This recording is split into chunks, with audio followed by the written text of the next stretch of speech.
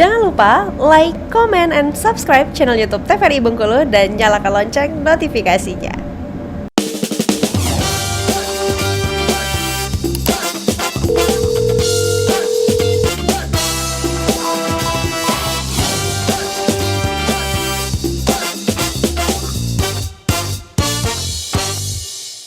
Kembali lagi di Dokter Kito bersama Kita Sehat. Nah, kita masih membahas mengenai Mpox ini ya dok ya, yang masih terus gitu harus kita informasikan kepada masyarakat. Nah, dari Dokter Lisda mungkin ada pertanyaan nih. Oke, jadi aku ada pertanyaan nih. Mungkin nanti Dokter Sherry boleh jawabnya setelah menjawab pertanyaan dari Afifa tadi ya. Kita kumpul dulu gitu ya. Baik. Jadi aku ada pertanyaan yang pertama, karena kan sering banget nih masyarakat itu ya dok, dan juga Mbak Afifa mengaitkan dengan sesudah vaksin COVID. Benar. Ada yang bilang dikit-dikit ada penyakit baru itu karena efek vaksin COVID gitu. Itu karena imun kita turun setelah divaksin gitu. Jadi boleh nanti Dokter Sherry menginformasikan kepada pemirsa yang ada di rumah, apakah ada keterkaitan antara vaksin COVID ini dengan kasus Mpox. Lalu pertanyaan yang kedua, ada banyak segudang pertanyaan ya Afifah. Silakan. Adalah apakah pada pasien ini itu dia memerlukan isolasi seperti pada kasus COVID nih dok? Karena kadang-kadang melihat tampilannya seperti itu kita ngeri ya Afifah. Benar sekali. Jadi kita kurung nih pasiennya. Jadi hampir 11-12 seperti kita pasung gitu ya. Karena kita takut jangan-jangan seperti COVID. Nah, apakah itu perlu seperti itu atau tidak gitu? Iya. Baik, saya jawab pertanyaan yang dari Mbak Afifa dulu ya. Jadi yang dari Mbak Afifa tadi, apakah dia menyerang monyet saja atau dia juga bisa menyerang hewan-hewan lainnya ya? Sekali. Jadi memang dia berasal awalnya itu dari monyet. Tapi tidak menutup kemungkinan sampai saat ini itu memang sudah ada penelitian-penelitian menemukan bahwa hewan-hewan peliharaan kita pun bisa terserang atau terkena dari Mpox ini. Jadi tidak terbatas hanya monyet saja yang bisa terkena, namun hewan-hewan di sekitar kita tidak menutup kemungkinan apapun itu ya bisa terkena dari virus Mpox ini. Baik dokter, tapi nih pernah saya membaca gitu ya di sebuah artikel lah, dia menyebutkan bahwa sebenarnya cacar monyet ini bukan dari monyet itu sendiri, tapi ada hewan-hewan yang menularkannya, itu adalah seperti tikus gitu dok. Oh iya. Dan sebagainya gitu. Nah itu apakah itu benar dok, ataukah itu juga masih mitos nih? Ya.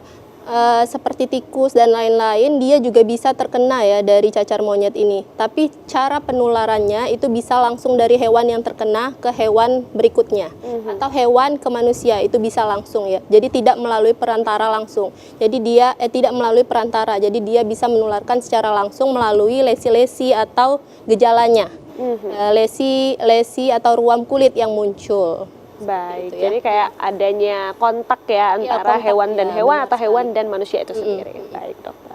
Untuk yang pertanyaan Dokter Lisda tadi mengenai vaksinasi COVID apakah bisa menyebabkan munculnya Mpox ini ya, itu sangat tidak benar ya. Jadi dan ada perbedaan pula ya dari penyebab COVID-19 itu kan SARS-CoV-2 ya, sedangkan penyebab dari Mpox ini tadi adalah monkeypox virus, jadi beda. Jadi tidak ada kaitan sama sekali setelah divaksinasi itu imun menjadi turun lalu nanti akan terserang Mpox. Jadi itu tidak benar atau mitos yang beredar. Jadi masyarakat mohon bijak bisa memilih informasi yang benar dan terpercaya seperti itu. Lalu pertanyaan kedua tadi mengenai Harus diisolasi nggak ya? Oh iya, isolasi, terkait isolasi nanti sebenarnya akan saya jelaskan bagaimana pencegahan dan juga tata laksana kalau seseorang itu sudah dicurigai ataupun sudah terkonfirmasi dari Mpox, dan salah satunya adalah melakukan isolasi mandiri tadi. Oke. Baik. Ya. Mungkin penasaran kita ya. Benar sekali. Baik dokter, boleh dilanjutkan kembali penjelasannya mengenai Mpox ini sendiri. Baik, ini ya. Tadi batas ditularkan hewan ke manusia dan juga manusia ke manusia. Untuk lanjutnya, nah ini Mpox ini memiliki beberapa varian tadi ya, sudah ya, 1A, 1B dan juga 2B. Nah, untuk varian yang 1A dan 1B itu memiliki gejala yang lebih berat bila dibandingkan dengan varian yang 2. Dan Indonesia itu diketahui melalui hasil lab PCR-nya itu kebanyakan disebabkan oleh clade 2 ini. Nah ini ya, bagaimana penularan dari manusia ke manusia. Jadi yang pertama, mpox itu dapat ditularkan melalui kontak langsung orang ke orang, droplet, atau secara tidak langsung pada benda-benda yang terkontaminasi. Jadi seperti meja, kursi yang terkena nanah atau cairan dari ruam kulit itu bisa menyebabkan transmisi penyakitnya. Lalu kontak langsung ini bisa melalui cairan tubuh seperti cairan, nanah, ataupun darah dari lesi kulit atau ruam dari orang-orang yang terinfeksi. Nah, penularan itu juga bisa terjadi saat kita berhubungan seksual ya, jadi tidak menutup kemungkinan. Selain itu, penularan juga bisa terjadi melalui plasenta. Jadi ibu hamil yang menderita mpox itu bisa menularkan ke janin yang sedang dikandungnya. Nah, namun yang harus kita syukuri juga, jadi penularan melalui droplet ini biasanya membutuhkan kontak erat yang sangat lama ya, berbeda dengan COVID yang lebih mudah untuk menularnya. Baik dokter, tadi dokter menjelaskan ya ada beberapa varian dari mpox ini sendiri, ada 1A, 1B. Nah itu perbedaannya apa sih dok? Ataukah mungkin gejalanya saja yang berbeda atau mungkin ruam-ruamnya atau segala gejalanya itu berbeda juga? Oh iya, baik. Tadi ya mengenai varian ini ya. Nah, jadi memang dia ada varian 1A, 1B, dan 2B. Jadi dari penelitian itu didapatkan bahwa 1A dan 1B memiliki gejala yang lebih berat dibandingkan dengan 2B.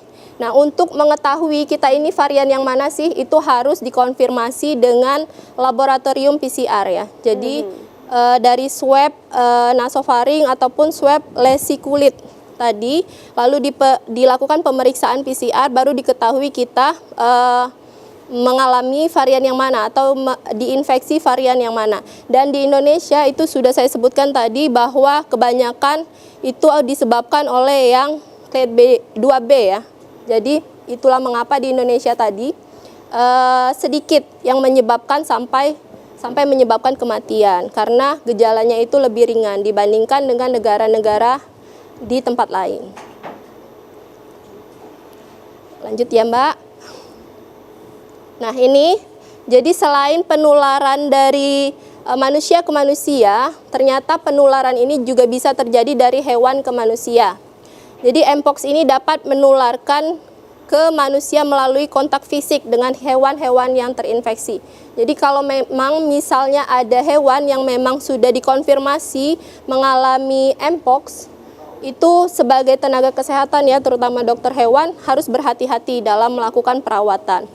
Nah, penularan dari manusia ke hewan ternyata pada tahun 2022 saat terjadinya wabah mpox ini, diketahui bahwa adanya laporan hewan peliharaan yaitu anjing yang tertular dari pemiliknya yang terinfeksi, ini di Prancis. Jadi sudah bisa ya, dari manusia menularkan ke hewan pun bisa terjadi. Nah, ini masa inkubasi ya. Masa inkubasi itu adalah periode dari infeksi sampai munculnya gejala. Jadi itu diketahui bahwa mpox ini biasanya 6-13 hari. Tetapi ada juga yang menyebutkan 5-21 hari. Jadi amannya kalau kita sudah berkontak dengan riwayat penderita mpox, itu sampai 21 hari atau 3 minggu kita harus melakukan isolasi dan membatasi kontak dengan orang lain. Takut-takutnya kita sudah terinfeksi dan bisa menularkan ke orang lain. Nah, dokter, ini hampir mirip dengan COVID gitu ya? Iya, hampir mirip ya, karena virus biasanya memang seperti itu ya, mudah untuk menularkan. Baik, dokter, ini kan masa inkubasinya dari 6 sampai 13 hari. Nah, untuk hari pertama itu kan masih banyak nih, apalagi masyarakat juga belum tahu mengenai mpox ini. Bagaimana sih gejala-gejala awalnya didapatkan oleh pasien itu sehingga kita tahu nih bahwa dia adalah pasien dari mpox ini? Iya, gejala sepertinya ada di slide. Nah, ini slide gejala ya. Jadi ada beberapa fase dari mpox ini, ada fase akut dan fase erupsi. Jadi fase akut ini fase yang berlangsung 1-3 hari. Nah, pada fase akut ini biasanya penderita akan mengalami gejala-gejala yang umum ya, demam, sakit kepala, itu sangat umum ya, nyeri otot, dan lemas. Namun pada mpox itu harus kita garis bawahi, ada pembesaran kelenjar getah bening di ketiak ataupun selangkangan atau yang kita sebut dengan limfadenopati. Ini yang membedakan mpox dengan cacar-cacar lainnya seperti itu ya. Lalu setelah fase akut dia akan memasuki fase erupsi. Nah, fase erupsi ini adalah munculnya ruam-ruam kulit. Ini terjadi 1 sampai 3 hari semenjak demam. Jadi nanti akan muncul ruam kulit biasanya dari kepala dulu, kepala lalu ke badan, dan biasanya kalau pada mpox itu ruam didominasi di bagian kepala. Itu. Dan lama gejala itu biasanya berlangsung 2 sampai 4 minggu dan dapat sembuh sendiri. Jadi kita harus ingat ya, penyakit-penyakit yang disebabkan oleh virus itu sebenarnya dia bisa sembuh sendiri asal imun tubuh si penderita itu terjaga. Artinya perawatannya itu baik. Kalau perawatannya baik, imunitas meningkat sehingga tubuh kita ini ada mekanisme untuk melawan penyakit itu Baik, sendiri. dokter. Nah, itu jadi pertanyaan juga nih dari masyarakat. Bagaimana sih menjaga imun baik dan juga mempertahankan gitu ya? Mungkin dari pola hidup yang sehat atau pola makan yang sehat. Tapi tahan dulu, nanti kita akan kembali lagi setelah jeda pariwara berikut ini. Tetap di Dokter Kita.